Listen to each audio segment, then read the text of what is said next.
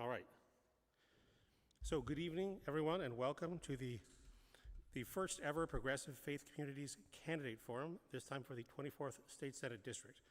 My name is Daryl Menthe, and I'll be the moderator for the evening. I'm a parishioner here at St. Augustine by the Sea, but this is an interfaith event. There are 4 host congregations tonight: St. Augustine by the Sea Episcopal Church, St. Paul's Lutheran of Santa Monica, Westwood Presbyterian, and Ahavat Torah in West Los Angeles. This event is being live streamed and being recorded. For those who can't be here, it'll be available on YouTube for the remainder of the campaign and probably after. I want to thank each of the congregations and their leadership in helping put this event together. This is the first time we have ever come together to put on an event like this. And actually, this is the first interfaith progressive faith communities candidate forum anywhere that I know of. So I'm glad that we've done this. So why are we doing this? Well, we're not doing this because we want to push religion into politics. And I do realize there's a big cross hanging over your heads as I say this, so bear with me. But there's no endorsement being handed out tonight. The goal here is much more simple. The national conversation about religion and faith today is dominated by the conservative movement and Christian nationalists, and we want our communities, our regular communities, to be present at that conversation as well. This parish has been here on this spot since 1875, and all of our congregations are woven into the fabric of the West Side and the lives of thousands of people here. And since one of you is likely to be our next state senator, we want you to get to know us and open up lines of communication. As I said, thousands of your constituents actually belong to faith communities just like these. We are hoping that we can hold future candidate forums in this beautiful space for elections going forward as a service to the whole community. So finally, let me say this.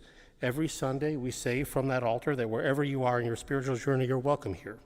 So welcome to the candidates, welcome to those watching here, welcome to all those watching online, and I hope in the course of the next 90 minutes we can all get to know each other a little better and talk about our common future together. So the format tonight will be as follows. Each candidate will have a 2-minute opening statement to introduce yourselves and say what you'd like. We will then have 6 questions that will be put to the candidates, 6 if we have time, to be answered in a round-robin format. Well, we will 2 minutes each, and we're going to rotate which candidate starts with each question so that everyone gets a chance to go first and last. And we have randomly determined the seating order and randomly determined who will go first. That is Eric Alegria. The candidates can't see the timer, so I will hold up my hand when we're getting close to the 2-minute mark. But more importantly, we want to encourage conversations, so we're going to try not to cut everyone off. So 2 minutes is more of a guideline than a wave you off the stage at the Oscars. And I may regret, as you say, suggesting that. All right, so we're going to start with Eric, and then Mike, and then Ellen, and then Cheyenne, and then Amaris. That's how we're going to do this. So, Eric, the floor is yours. Thank you very much. Thanks, everyone. Good evening. Daryl, thank you to all 4 congregations. This is quite remarkable that faith communities came together to host this. Thanks to my colleagues. Despite what you might imagine, actually we're quite collegial. Although we're all searching, seeking the same particular seat, we're part of the same movement. So I'm excited to continue the dialogue with my colleagues as well. I'm Eric Alegria. I'm a school board member from Palos Verdes Unified School District. Prior to that, I was a 2-term city council member and mayor in the city of Rancho Palos Verdes. More importantly than that, I'm a father of 4 and a husband of 16 years. Pleased to be with you. I am quite simple, actually. What's important to me is my family, my faith, my community, and by virtue of that community focus, I've had the good pleasure of being a community servant for many years. And in that work, had an opportunity to lead, my city, my school district through several crises, including the Portuguese Bend landslide crisis. For those of you who follow national and local news, of course, the coronavirus pandemic and other challenges in my own community, including the passing of a school bond, which was quite challenging. So proud of the accomplishments that we were able to accomplish as a group locally. More importantly, California's in a place where we've got immense challenges, as I'm sure you're going to hear from all 5 of us tonight. I represent and have several priorities for my campaign, including healthcare access and educational investment, public safety and quality of life improvement. All those things matter a great deal. But even deeper than that, I think we have an existential issue in front of us, which is really the divisiveness of the national and local discussion in the political environment and beyond. So it's important to me to be a unifying representative voice and hopefully find common ground, bring people together, and solve problems that are in front of us. So I appreciate the time. I look forward to the dialogue. That was precisely 2 minutes. Hi, everybody. Mike Newhouse. I don't think this is on. There it is. How's that? A little better? No? No? Nothing? Oh, there we go. Look at that. Mike Newhouse, it's nice to meet you all. Daryl, thank you so much. Thank you to the 4 congregations. It's wonderful to be here. Look, I'm running for 3 reasons. Affordability, affordability, affordability, right? We've hit ourselves in a state situation where people cannot afford to live here anymore, right? If we break it sort of into 2 reasons why I think anybody is probably running for this seat. Number one, we think of our California values, right? And a lot of these congregations that are here, obviously, you work very, very hard on making sure that our California values are protected, right? That we're standing up for immigrants, that we're standing up for people who are being marginalized, right? That we're making sure that we're protecting communities that need protection. But on the other side of things, our sort of California dream, that affordability, the ability to own a home, right? These things are obviously in jeopardy right now. It's become too difficult for most people to afford. By way of background, I've served on the LA City Planning Commission for the better part of the last 10 years. And I'm an attorney who owns a small law firm that focuses on building housing. I represent a lot of people that build housing, both at the market level and also at the affordability level. And I take that mission very, very seriously, and it's one of the main things that's motivated me to run for the seat. We need to make sure that we're building housing, both affordability-wise for renters, but also for ownership. We can be building housing, small units, getting people into home ownership, building equity in housing over time, and preserving that California dream that's existed for so long, whereby you pay your mortgage for 30 years, 40 years, you retire, you have money, you can cash in, you can move to Santa Fe, you can move to a smaller downsized condo, whatever it might be, but you have that retirement that is slipping away now. So these are very important issues to me, and some of the biggest reasons that I'm running. Thank you. Thanks for having me here today. My name is Ellen Evans, and I've been fighting for what's right my whole life.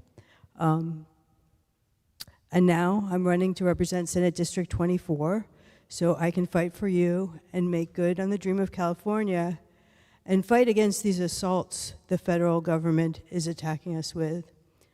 I came out at the dawn of the AIDS crisis. I fought against bias and discrimination. And when Ronald Reagan, our president, wouldn't even say the word AIDS and people were dying, I laid down in front of the White House with other activists and got arrested so that our voices would be heard. I fought against Prop 8 and for marriage equality. And when my neighborhood needed me, I stepped up to fight again, to make people safe, to solve everyday problems, to build community, and to influence policy. And you know what? As a neighborhood leader, for a decade, I've delivered results. In Sacramento, I'll fight for you, the people of the district, and the people of California, and I'll deliver these results.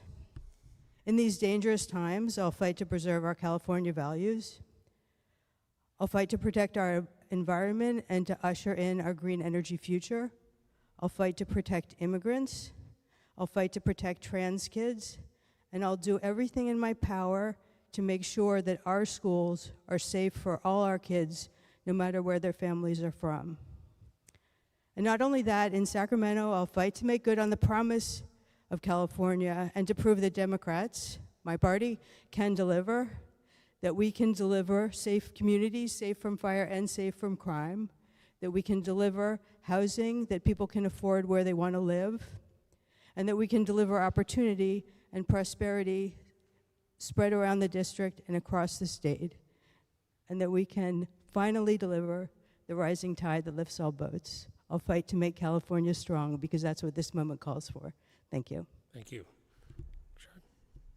Thank you so much, Daryl, and thank you to the the four congregations for hosting this. This is a real opportunity to have a great positive conversation about what's going on in our district, in our country. My name is Shai Roy. I'm a physician at Harbor UCLA, a cardiologist. Harbor UCLA is a big public hospital that serves South LA down in Torrance. I'm also a Santa Monica College trustee, vice chair of the board at Santa Monica College, and probably my most challenging but most gratifying leadership position has been being PTA president of my son's elementary school in the SMM USD school district. And I learned more about leadership and working with people as PTA president than any other position that I've ever served. I'm running for one simple reason: shore up the safety net and help build a stable Medi-Cal system. We're losing 2 physicians up in the state assembly, leaving none, and then there's just 1 state senator who's a physician. And this is the last year of big turnover in the state legislature, and it's really, really important that there are people up there who prioritize health care, because the bottom is being pulled out, not just by the federal government, but by the state as well on the safety net. And my patients in South LA are served by Medi-Cal. Half of California children are served by Medi-Cal, and so that it's really incumbent that there's people who understand the system up there. I've had these are difficult times in the district, these are difficult times in the state, these are difficult times in the country. I've had a lot of experience serving during difficult times. I was president of the LA County Medical Association at the onset of COVID. I served as president of the Santa Monica Democratic Club in 2016 when Trump first got elected. And my leadership style and what I hope to do is something that this forum espouses: build a positive coalition to address the very real problems of the people in this district. And that's why I'm running, and that's why I'm here. Thank you. Thank you. Hello, progressive faith communities. I'm Amaris. Thank you for welcoming us into this sacred space of dialogue, reflection, and service. I'm deeply honored to be here tonight at St. Augustine by the Sea, a church that once held the nation's first AIDS healing mass and that continues to embody the radical love of God, a love that affirms, includes, and heals. When I was a teenager, I attended a mindfulness retreat through the Inward Bound Mindfulness Education and UCLA's Mindful Awareness Research Center. At the time, I was transitioning out of the foster care system, a period of deep uncertainty and pain. My teachers introduced me to simple but transformative practices, mindfulness, and loving kindness meditation.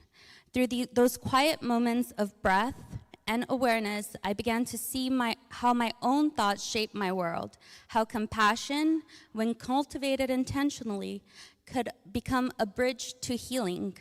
That experience awakened something in me.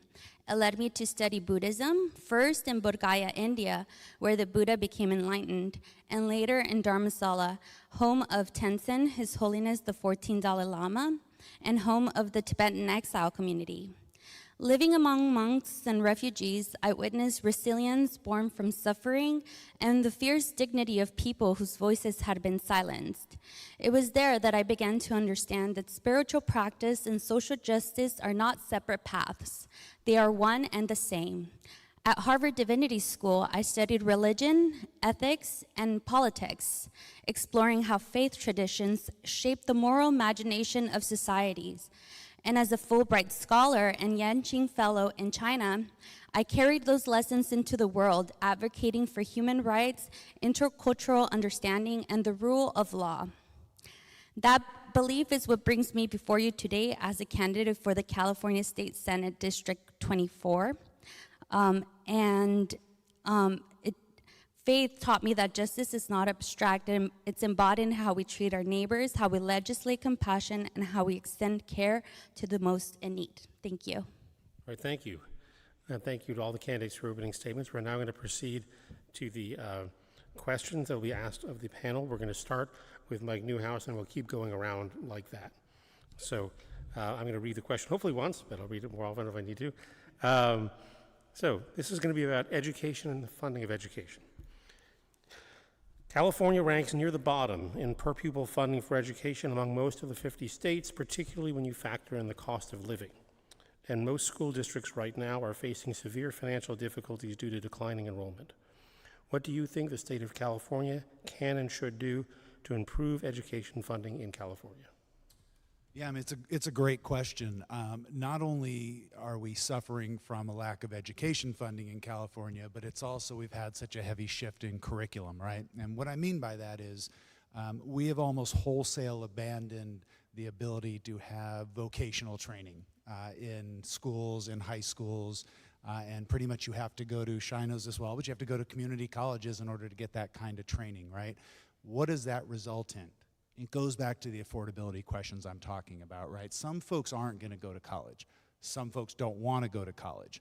But to get a trade, something you can do for the rest of your life, something you can raise a family on, retire on, have a good pension. A lot of people, when I was growing up and going to school, took that route through high school. And I'll give you an interesting personal story about that, which is I sort of clean up okay, I guess you'd say, and I've done okay for myself. But when I went to college, I was able to work my way through college as a carpenter. The way I was able to do that is I had a grandfather who was a union carpenter who sort of taught me the basics, but when he died at 12, I became a woodshop guy through junior high, through high school. When I got to college and I needed that income, I was able to work that way, to work with my hands. But a lot of that was because I was able to learn those trades while I was in school, and that's going away these days. That is less and less existent. So part of what we have to do is find additional sources of funding. And Prop 98 is a great example of how it was intended to be able to move property tax money from one place to another and to better fund schools. And I don't think it's been terribly effective. So that's a whole other issue there, but I think we have to rethink the way we use funds under Prop 98, which has become problematic with public school funding. But we also have to focus on what we're using money from in schools. We have to be very careful about cutting things like vocational services. We have to be very careful about cutting things like the arts, right? My sister and her husband are public school art teachers, and they have to raise all the funds themselves to pay for everything in their classroom. So we got to make sure we're focusing on the right things as well as using the right amount of money. Pass it over to Ellen. Thanks. So education is obviously the bridge to the middle class. And to underfund education is to keep people from entering the middle class, and it's short-sighted. We need to fund our educational system better at every level. At the primary school and secondary school level, at community colleges, at the Cal State system, at the UC system, all of it is underfunded. One of the reasons why California has financial troubles is because a lot of the revenue that comes in comes from stock market wins. And so we have to find a way to stabilize revenue.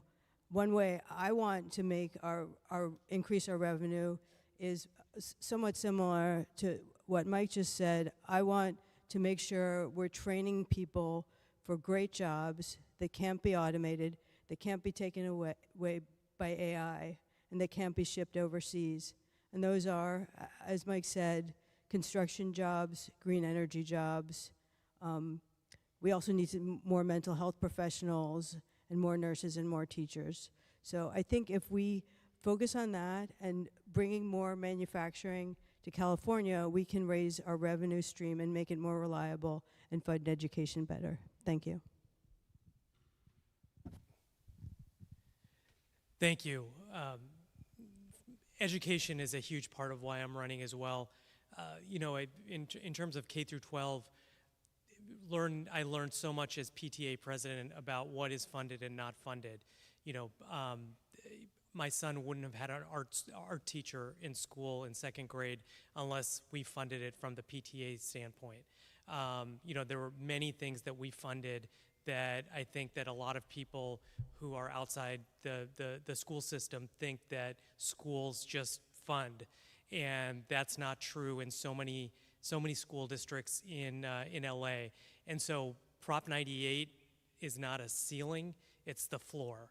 And funding education is part of what I value, and budgets are about values, and education has to be properly funded, including improving outcomes in difficult school districts like LAUSD. Secondarily, a lot of my work has been at Santa Monica College, and I believe wholeheartedly in workforce training. I helped start multiple healthcare workforce programs at our college since I've been here, where we went and solicited community needs, and we developed programs to meet those community needs. And that is part of what the future of education is. In Sacramento, in terms of higher education, UC is absolutely the flagship of the state, but Cal State and community colleges serve so many Californians, a huge number of Californians, and there are not enough advocates up in Sacramento for Cal State and for community colleges. And so we need more funding for these schools, including for things like student housing on our campuses. The solution is not students who are trying to learn sleeping in their cars in safe parking lots.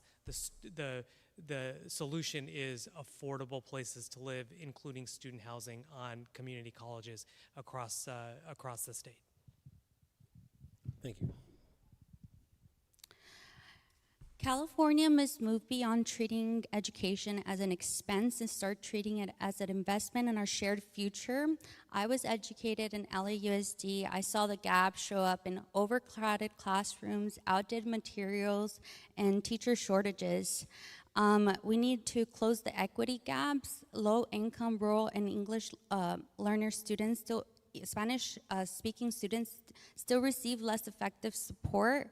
We need to invest in the educator pipeline. We're facing a historic teacher shortage.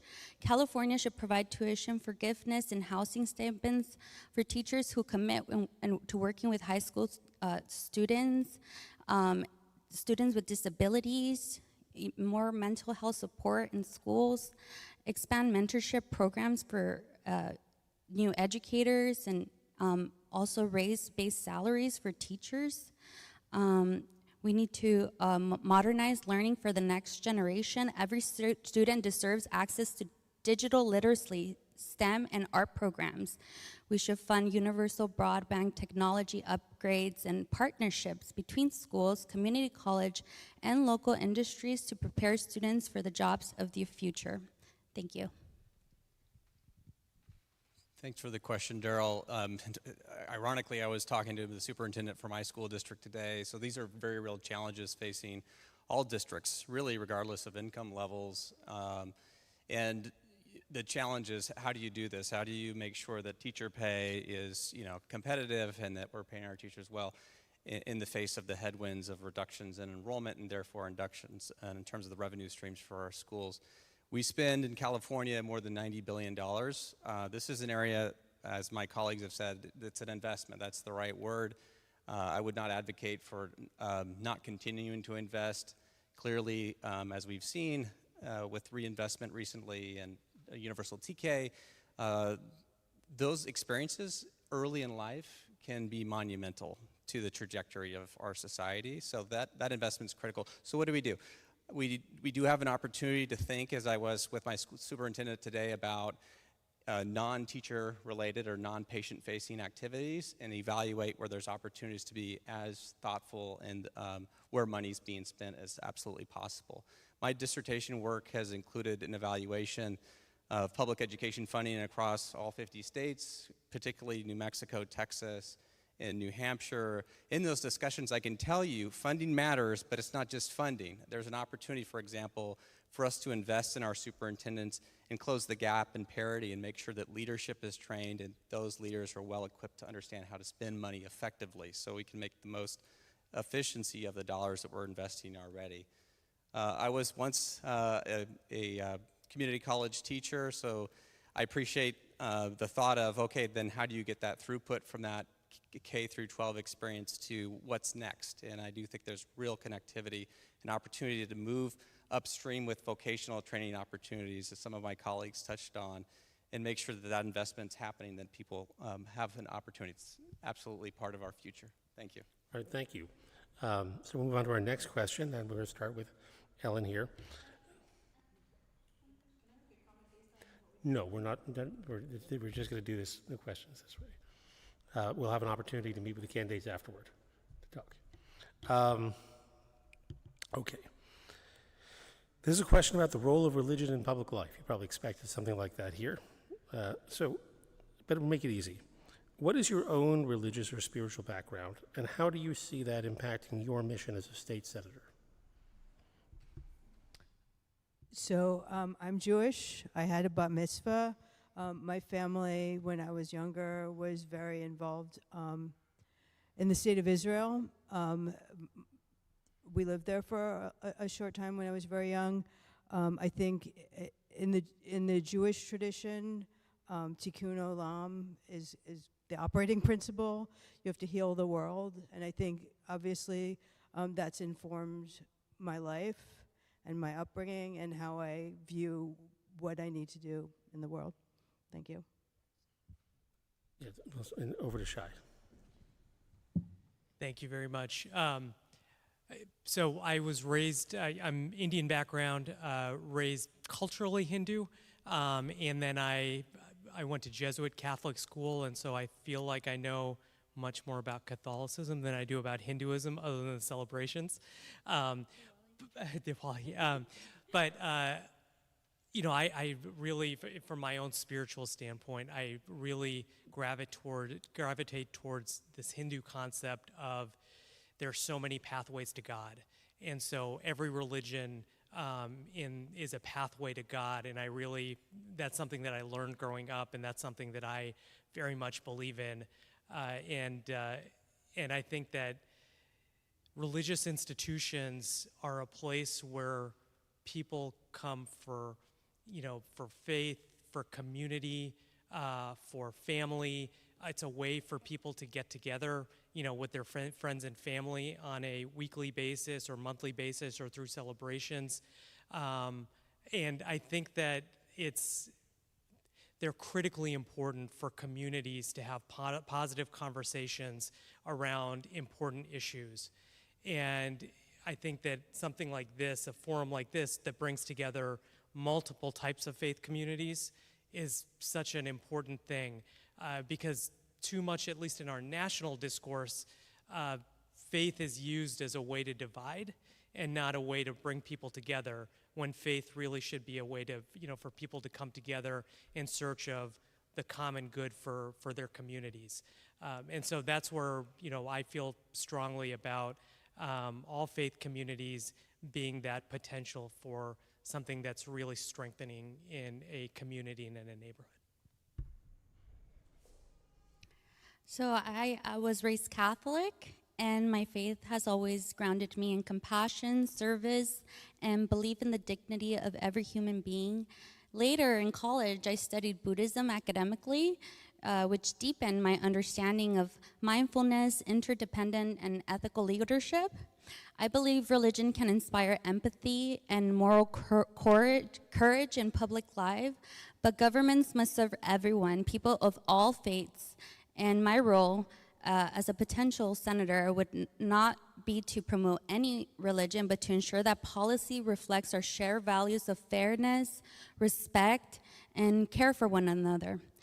That's the spirit I would bring, leading with compassion, guided by conscience, and committed to justice for all Californians. So I really appreciate this question, and it's fun to learn about my colleagues up here as well. I was raised Catholic. I was public school educated, but then I went to a couple of Jesuit institutions, including LMU and Gonzaga University.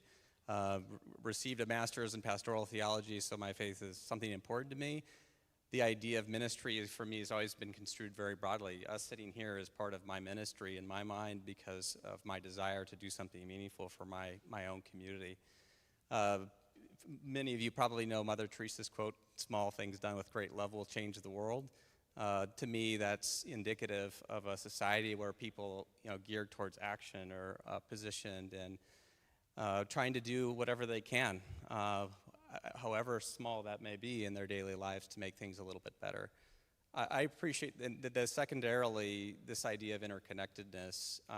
I do truly believe we've gotten to a point in our society with the level of divisiveness that we've gotten, because there's been this sort of us versus them creation, which is divisive.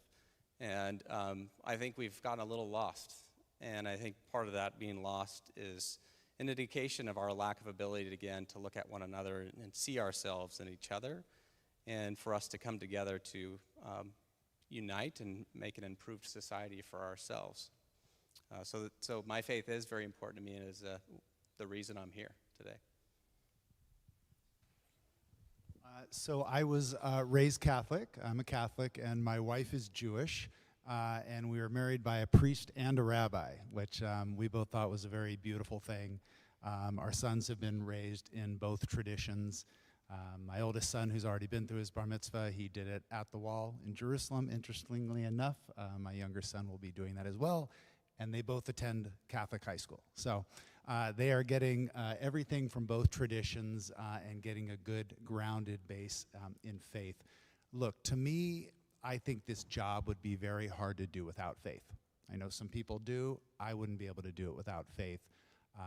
To me, when I'm not in faith, when I don't set things aside, set my own ego aside, set my own fears aside, set my own agenda aside, and have a faith in a higher power than me, I'm not a highly functioning person. I'm not making good decisions. I start my day with prayer and meditation. I end my day with prayer and meditation. It's just part of what I do to keep myself grounded. And as Eric, I think, very articulately put, it's a part of who I am. It's a part of how I approach life and how I would approach this job. That doesn't mean that you are not open to and encouraging of every single faith out there.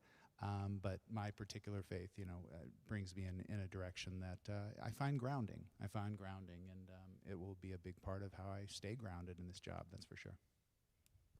All right, thank you. And now we're going to move on to the environment and global warming. So the question is this: our faith communities are looking to be more environmentally conscious in our places of worship. We often have large, older buildings and underutilized properties. For example, rooftop solar has high potential, but declining incentives and industry-backed regulatory obstacles can make it difficult for congregations, particularly with rooftop solar. So how can the state of California better support faith communities in their efforts to go green? Thank you for that question. And it's something that I've thought a lot about. We lost our home in the Palisades fire on January 7th. And, direct, victims of climate change. We lived in Malibu, and, every year there's fire season. And, nobody thinks it's going to happen to them until it happens to them. And we lost our home, and our family is thinking about this what's our way back? What's our way to stabilization? It's not running for state senate necessarily, but it's but it's part of the reason why we're running for state senate as a family, is because we want to speak up for our rebuilding community, and part of that is affordability for for fire safe building, for fire safe rebuilding, and affordability of just building in general in California. And so things that you talk about, you talked about solar, anything that makes things more fire safe, the state has a role to, and more climate compatible, the state has a role to negotiate pricing to make it more affordable for whether it's residential homes, whether it's places of faith, or whether it's businesses. Unfortunately right now, a lot of what is driving the cost of affordability in terms of this climate space is the tariffs at the federal level. And so that's another thing that we have to, as Californians, really speak up about and advocate for a place where the cost of doing business is already high, and to make sure that we advocate to keep affordability at the forefront. Faith communities are some of the most powerful allies we have in protecting our planet. In every tradition, from Catholic social teachings to Buddhist mindfulness, we find the same call to stewardship and care for creation.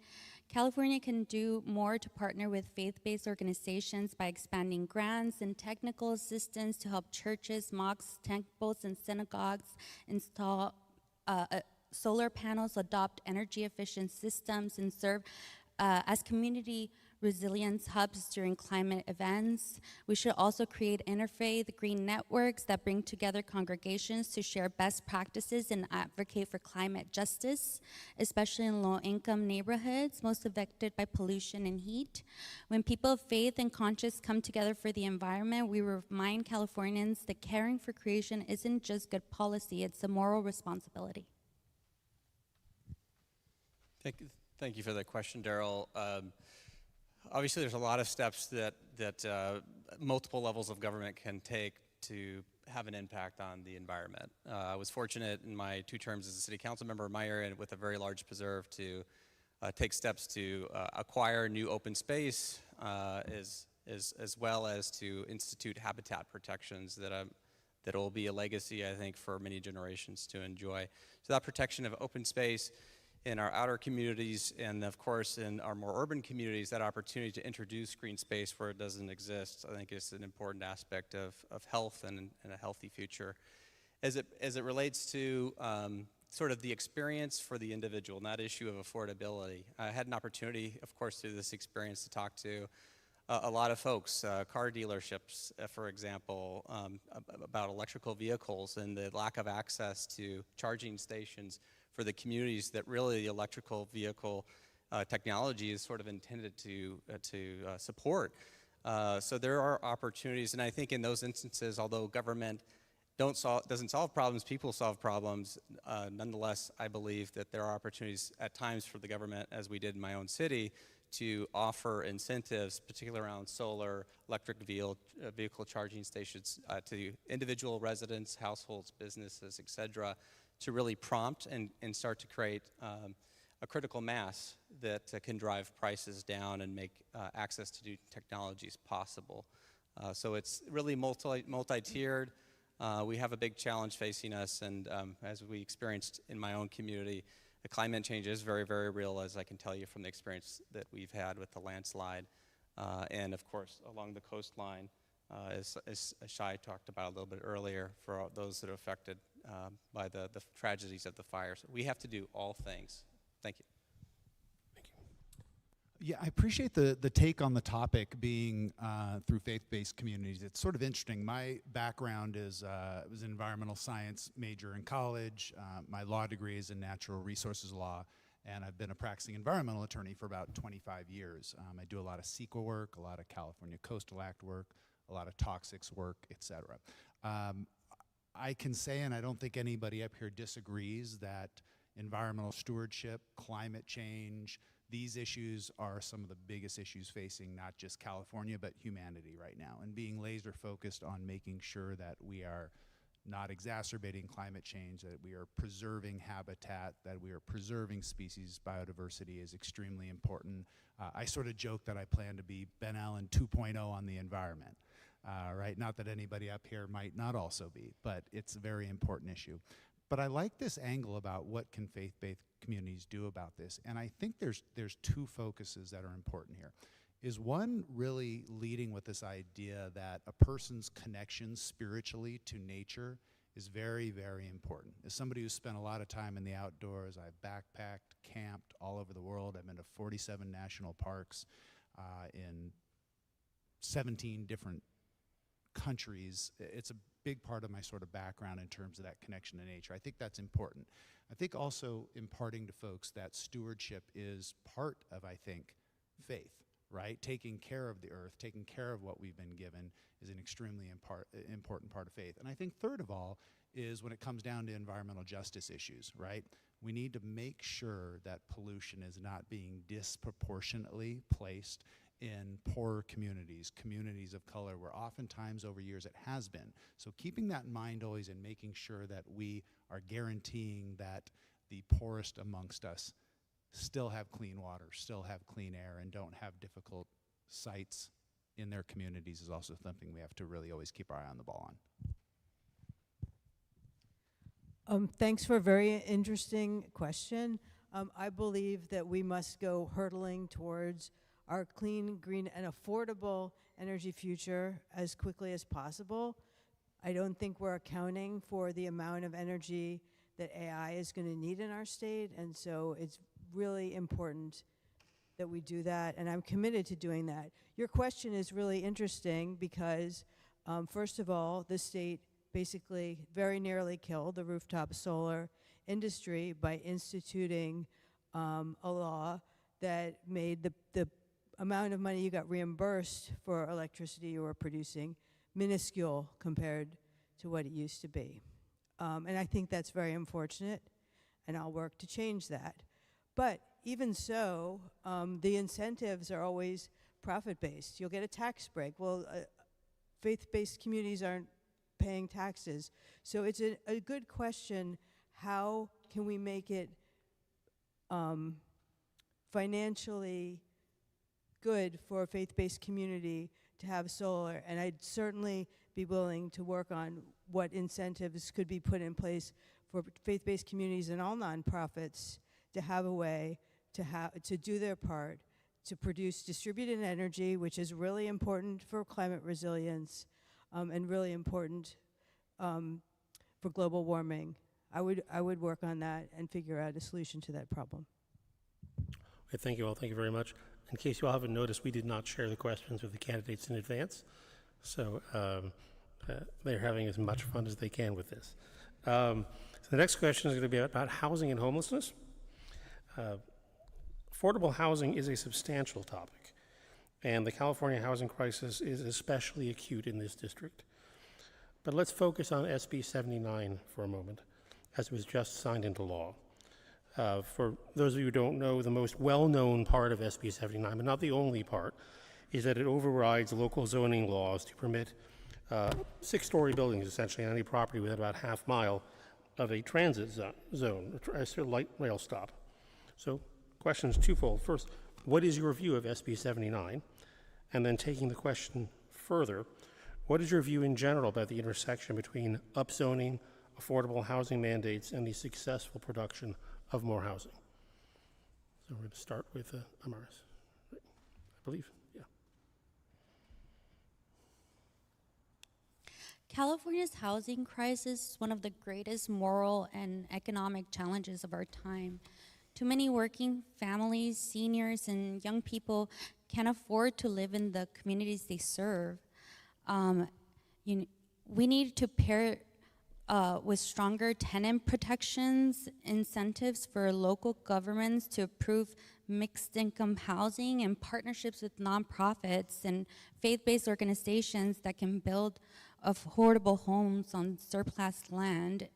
The intersection of housing equity and sustainability is clear. We create stable, affordable homes near jobs and transit. We strengthen families, reduce emissions, and make California more livable for everyone. Appreciate this question, Daryl. This is certainly one of the challenges of our time. In my time as a mayor and city council member of my own community, as you can imagine, we had a lot of debates and back and forth with the legislation that's come down over the last 5 years, including SB 79. And I'm personally opposed to SB 79, and I'll explain why. It's ultimately because I think the centralized planning of communities is going to be ineffective. Ultimately, local communities and those closest to the problem have the best solutions. And so I do think there's an affordability challenge. I worked for the Community Redevelopment Agency of Los Angeles when it existed. So I believe that there are tools that can be leveraged by government to create affordability and create housing. Obviously, by right incentives and improvements to make the economics work for developers. The idea of moving towards transit I support, but the idea of taking that zoning control away from local communities I find personally problematic. I think there's an opportunity to leverage regional housing trust and let communities work across with one another. The current approach is very municipally focused and based. And in my own community, as one example, we appealed our particular numbers because of fire ingress and egress concerns in my own community, which was 90% fire severity zone. And of course, 4 years later, the tragedy of the Palisades happened. So we just have to be very, very thoughtful about the way we think about and how we plan our communities. And I think there are opportunities to leverage inventory, existing spaces, including ideas like short-term rentals, where we can begin to house people with more permanence. So there are things that we can do, but I think a lot of the solutions need to be incentivized, created, and then leveraged locally at the local level. Thank you.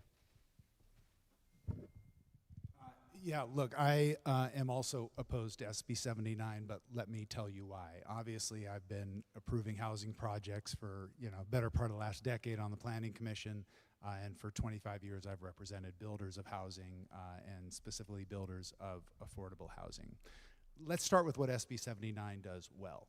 What it does really well is saying if you are within a quarter mile or half mile of either a tier 1, 2, or 3 transit corridor, you can go from 4 to 9 stories by right. That's a great idea, as long as we're placing it by those corridors where our infrastructure will support it. Where SB 79 goes wrong, and what I would work to change about it in the legislature, is that it doesn't have a carve-out for single-family neighborhoods, and it doesn't have an affordability component. So what you're going to get under what's happening right now, most likely, is people are going to go in and build expensive condos with probably reckless abandon is part of the problem you're going to get. You're not going to achieve affordability. You're going to end up in endless litigation in single-family neighborhoods because folks don't understandably want a 4 to 9 story building in their neighborhood. I don't think that's unreasonable. And on top of it, we don't need to do it. Around the corridors we're talking about where we can and should build, we can get all the housing we need. We don't need to create a war on single-family neighborhoods. And the last thing you want to realize about SB 79 also is some people have tried to turn it into a class or into a socioeconomic issue. Palisades, Brentwood, Bel Air, none of these places would be subject to SB 79. They're in high fire severity zones, which are carved out, and they're not close enough to transit. What is going to be most affected in this district are Torrance, Lomita, Gardena, not to mention South Central Los Angeles, when all of a sudden a lot in a working class neighborhood, which was worth $800,000, is now worth $5 million to a developer and results in extreme displacement and gentrification. So I like 90% of it. I think 10% of it we need to amend it, and I would definitely work on that as soon as I got to Sacramento. Housing certainly is the crisis of our state right now, and it's the reason why so many young families or people who want to have families are leaving, and we have to stop that, and that's a priority. But I don't agree with SB 79 for the reason that local officials should be able to plan their communities. They know where the jobs are, what the infrastructure is, what the transit is, and I think planning thoughtfully is better than just opening up single-family neighborhoods for 9-story buildings. My other concern about SB 79 is that it invites people to fight transit.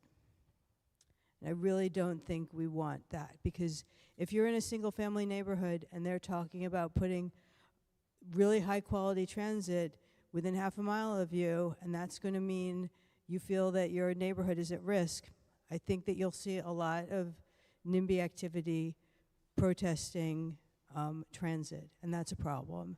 And then they excluded high fire hazard severity zones, except for high fire hazard severity zones that had certified evacuation plans that were adopted. And that's also going to incentivize not adopting certified evacuation plans, which doesn't seem like good to me either. So what I would do to solve the housing crisis is I would bring back redevelopment agencies, which did a good job of putting together underutilized industrial and commercial land to do bigger projects with affordable housing. I would work on making our permitting processes work more smoothly, cutting years off the permitting process, which would allow more different types of buildings to pencil out. And I would also ensure that there was consolidation in the process for getting low interest loans to make that easier for affordable housing. Thank you. I also, oppose SB 79 like everybody else on the panel. And it's hard to dictate the solution for housing from Sacramento in Los Angeles. And the reason is because of what we talked about, the carve-outs. I mean, our district alone, the Santa Monica Mountains have very specific, geography that is unique, and it's not just about fire, it's about landslides, it's about access to the electricity getting cut off, there's access to the PCH. It's a very, specific type of place. Then you go inland into, Santa Monica, West Hollywood, Beverly Hills, Hollywood, more urban parts of our district, and they have different concerns. And then you go down to the South Bay that has a combination of, it is urban, but it also has these geographic, intricacies like in Eric's area and Rancho's Palos Verdes. They're just it's a very geographically dynamic place, and it's been planned in a sprawling way. And I think that what I plan to do is we need to work with local communities for targeted housing. And so part of it is absolutely development. Private developers develop housing on a cheaper basis than public development. But also, 100% affordable housing projects like with Community Core here on the west side of LA. Community Core, public-private partnerships.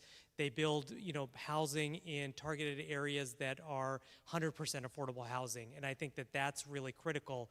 And the solution is not just, big developments where it's 10%, affordable housing. And then, finally, rent control, of course, is, a big part of, affordability in our district. And then finally, workforce housing.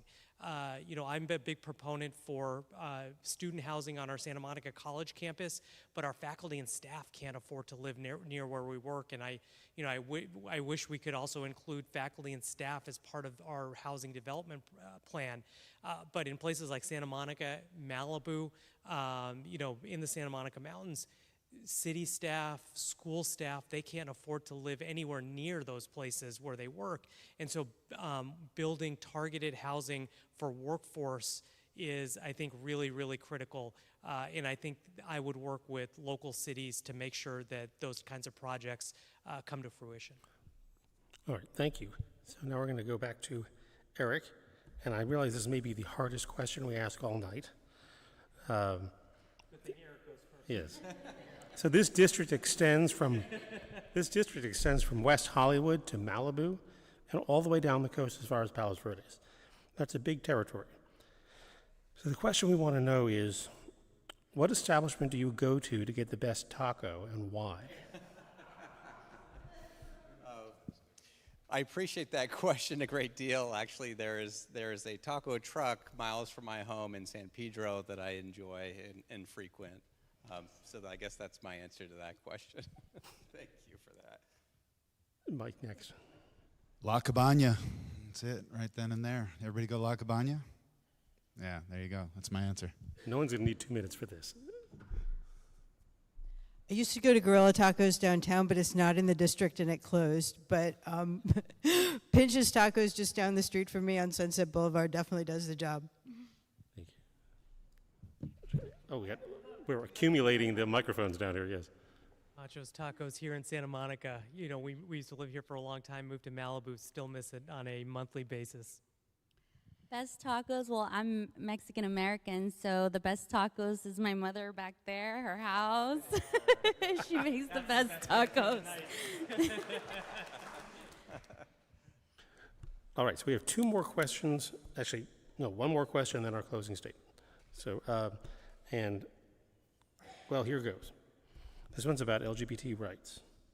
So there's probably no wider divide among faith communities today than the divide over the inclusion of LGBT persons.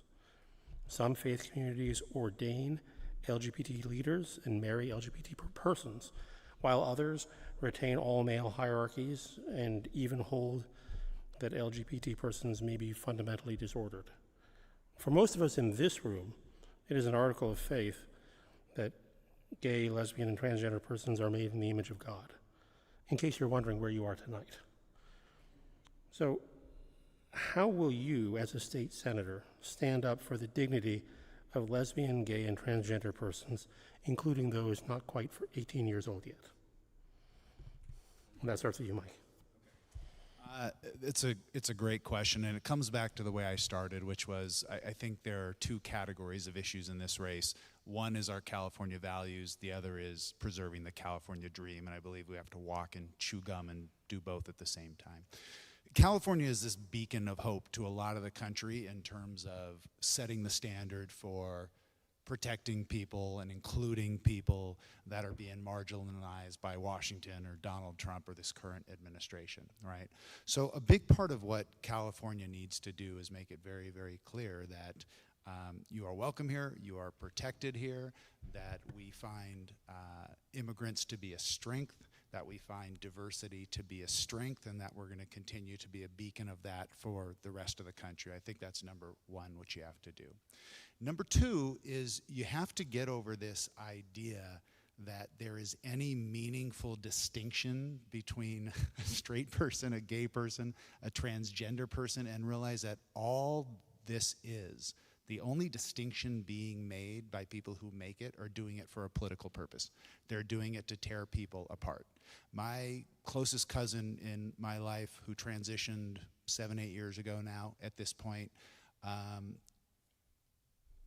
Luna is just like anybody else. She's concerned about her job and her income and her retirement and the small business that she owns.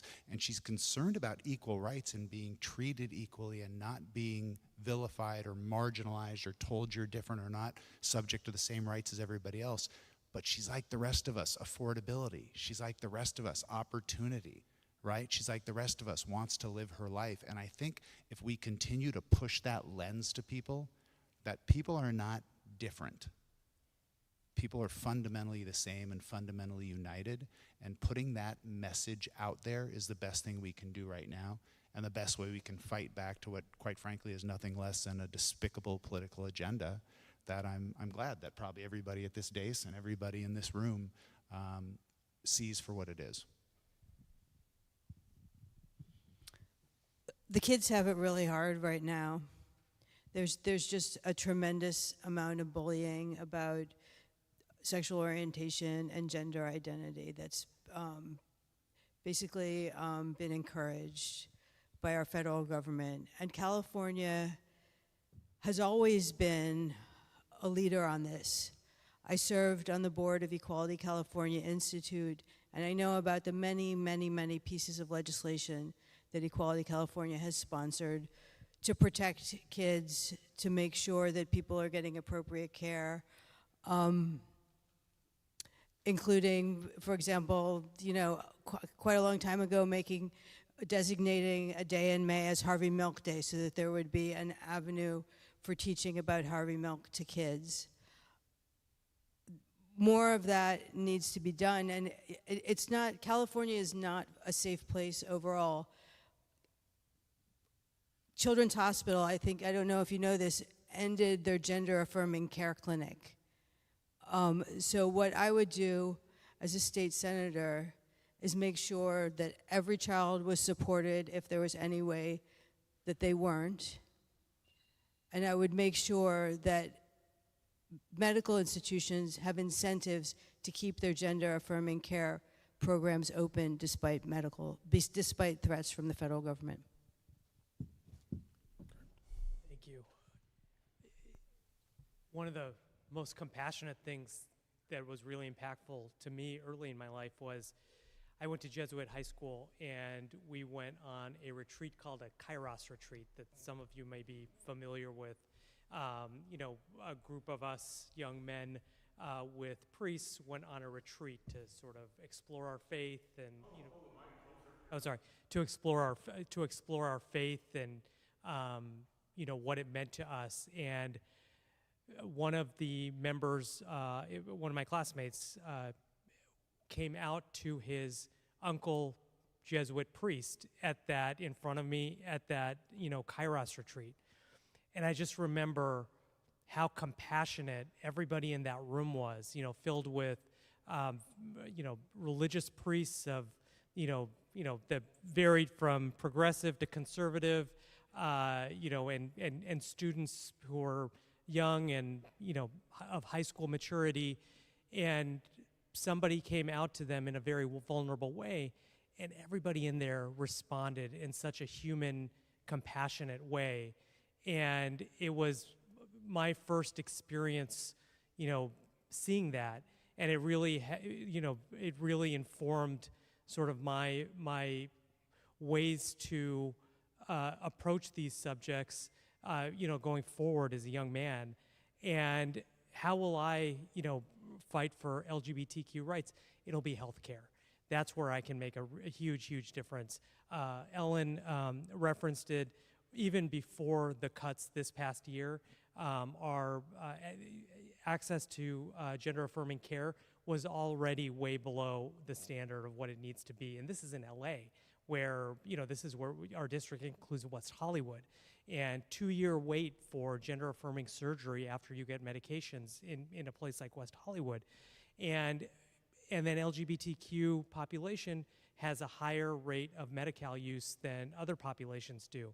And so where I will really make a difference up there as a state senator is focusing on these issues, and make sure that this vulnerable community that has been attacked nationally will have access to the health care that they deserve. As someone who grew up Catholic and studied Buddhism, I believe every person is sacred and deserving of dignity, no exceptions. That includes our LGBTQ plus youth, especially those in foster care, who too often face rejection when they most need belonging and love. I will stand up for them by strengthening non-discrimination protections in schools, housing, and foster placements, expanding affirming mental health services, and funding programs that train caregivers and educators to create safe, inclusive environments. Faith communities have an important role to play too. Many are already leading with compassion, offering mentorship, shelter, and community. I will work with them to ensure that every young person knows that they are valued, seen, and loved exactly as they are.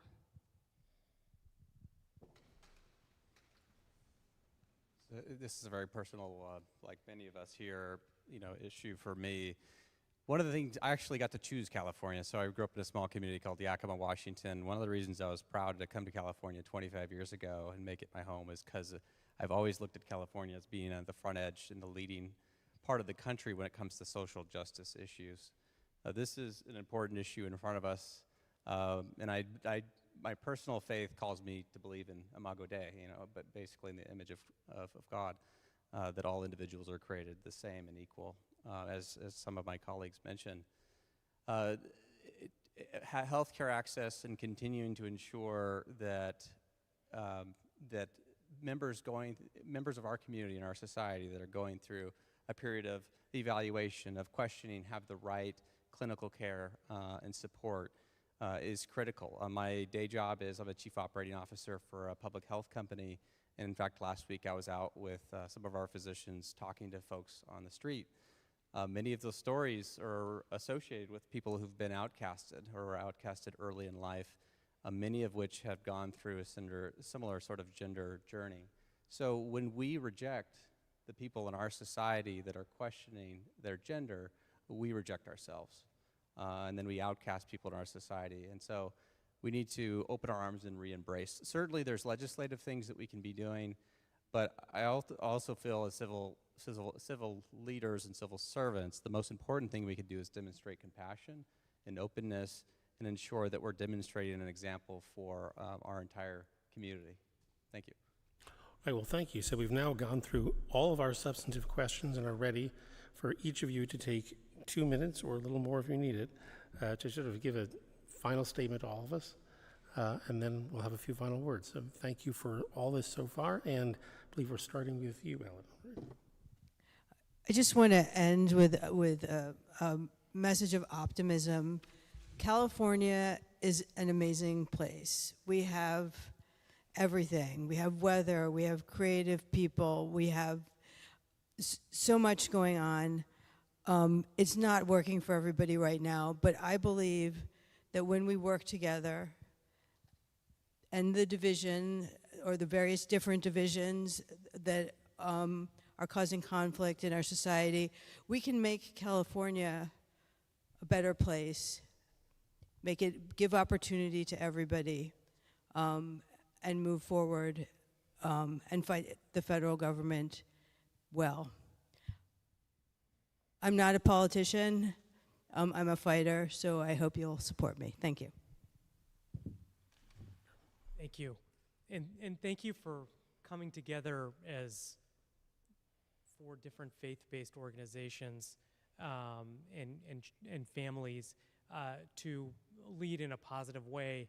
You know, one of my favorite experiences of the last couple of years we celebrated the Hindu holiday Holi at the church in Ocean Park, which is the Methodist church that we go to. That's part of our, that's part of our community. And it's great when religion and religious people come together to celebrate each other's culture in a positive way. These are tough times, and most solutions come from the community. The solutions don't come from Sacramento. The solutions don't come from Washington, D.C. The solutions come from the community. I saw that, when I was president of the Santa Monica Democratic Club in 2016, when Trump first got elected, and we worked together to find a way forward, find a positive voice forward after a huge rejection of the values in this community. I saw that during COVID as president of the LA County Medical Association. It was such a complicated, all immersive situation in so many ways, as we all have gone through that. And I saw our community come together in so many different ways to support each other to get through those difficult months and years. Not always perfectly, but a lot of the times together. And, after the fires, I saw our community come together. I saw the support from the communities around us. I saw it, my family felt it, and I hope to take that feeling and that voice up to Sacramento. As a leader of District 24 in California, I will fight for the same principles that shaped me. 1, economic dignity. 2, environmental stewardship. 3, racial and gender justice. And 4, compassionate governance. The late Reverend Canon Malcolm Boyd, who once ministered here at St. A's, wrote, "Are you running with me, Jesus?" I hold that question close as I run this race, because our politics too can be a form of prayer when it seeks justice, peace, and inclusion. I stand before you not just as a candidate, but as someone who has been held, healed, and lifted by faith communities like yours. Together we can bring back common sense and bring forward a politics of compassion worthy of the people of District 24. Thanks all again for being here tonight. Thanks to the 4 congregations. And Daryl, great job moderating as well. Some excellent questions. Thanks for the opportunity for you to get to know me. I look forward to getting to know you a little bit more as well. We live in a challenging and uncertain time. I'm very proud of the work that I was able to accomplish as a local civil leader, namely response in emergency situations to keeping our city operating during the coronavirus pandemic. In response to landslides that put hundreds of our homeowners in a situation where they didn't have electricity and gas, dialoguing with the state and federal government to try to solve those problems and create solutions. Creating a support for a $300 million bond in my community to improve the infrastructure that's steadily deteriorating. Results matter, and those actions are just small steps towards improvement and betterment. We have big challenges facing us, of course, in the state currently. We touched on several of them tonight. The leader in Sacramento who takes Senator Allen's seat, more importantly than just their policy positions, needs to be somebody that's collaborative and can bring different groups of people together to solve problems. I chose to run because I fundamentally believe that people are sort of exhausted by sort of the divisiveness and want to hear people talk about, as we did tonight, and compliments to all my colleagues. Just how do we solve these problems? How do we create solutions? How do we create a path forward for ourselves so we can improve? And I do agree, this is California, and our community, and particularly in Los Angeles County, is a beacon of hope for many. I came here in my car with one bag and my dog, with this idea in my heart that, and this hope that I would have a better life here. And I've been able to gain that through my life, and I want to be able to extend that same dream experience that I've gotten to have by moving here to all the people in this district as well as in our state. So thank you for your time and the opportunity. Yeah, thanks everybody. This was a really great opportunity. I appreciated being here. I'll tell you what, if you ever want a really good experience in just how America works and how government works and how your state and city work, run for office. My colleagues here are all amazing. You honestly could not make a bad choice. Maybe I'm not supposed to say that as a candidate, but really everybody here is very qualified and has their heart in the right place and their head in the right place. And I think I've learned as much as I think I've maybe tried to impart to others throughout this process. Look, I've lived in California for my 51 years of life. I've lived down the street in Venice in this district for 30 years. I've been doing this for free and for fun for a very long time. Why am I running? I'll be honest with you. Late last year, my wife and I were having a conversation, and it was, are we leaving California, or are we staying here and doing something about it? And I thought about what are my skill sets? What could I do about it? Oh, hey, Ben Allen is termed out. Why don't I run for state senate? That really was what it was for me and for my family. Are we leaving and getting out of here because all the problems we have? Or are we going to stick around and try and make it better? Make no mistake, we've got 7 people a day dying on the streets of Los Angeles County from homelessness. We have encampments that are in front of people's business and in front of their homes and schools. We have climate crisis, which is literally burning down parts of our city, right?